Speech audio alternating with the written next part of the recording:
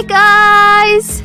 We have been inundated with so many questions about the new housing reforms that have been in the news recently, so I thought I'll address them all right here, right now, as simply as possible. The fact of the matter is that these changes don't just affect first home buyers, but it also affects future and present property investors. So, let's just get right into it. Stamp duty changes. For properties up to the value of $600,000, regardless of whether or not it's new or established, first home buyers will pay no stamp duty. Great news, right? For a seasoned property or home buyer, forget it. You'll be hit with full stamp duty. Off the plan projects where you get a little savings on stamp duties, sorry, it's gone, they've abolished it. So to recap, the stamp duty changes is great news for first home buyers, not so great news for those wanting to get into property investment and wanting to save a little cash by jumping into an off-the-plan project, because these savings are no longer available.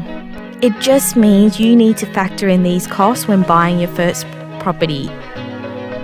Here is the silver lining. Those holding an investment properties, these reforms might just be a welcome change for you.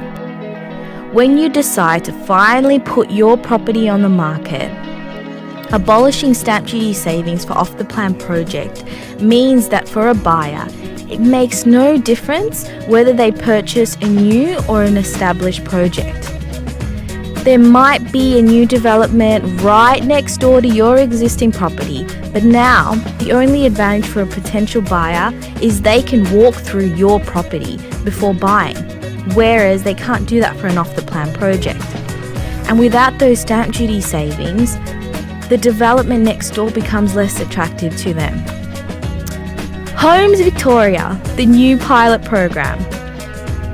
With the rising cost of living and property prices, saving a 10% deposit for your first home can be so difficult. The new Homes Victoria housing reform might help, maybe just a little bit.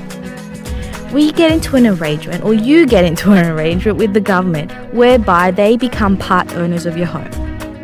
25% to be exact. In return, they put up their share of the property deposit. When you sell your home in the future, the government walks away with their share of any gains. It's only fair, right? There are, however, income rules to qualify.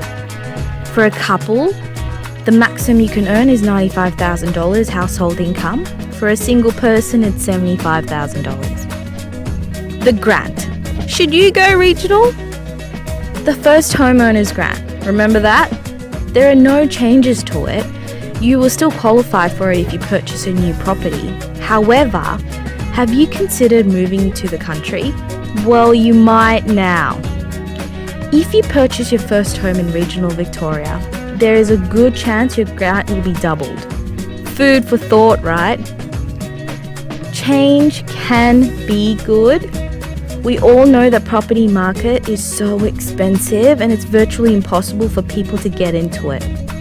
The cuts to investors by the government is their way of subsidising the savings for first home buyers. There are many more changes that have been introduced with the new housing reforms, and the dates in which these changes are implemented also vary.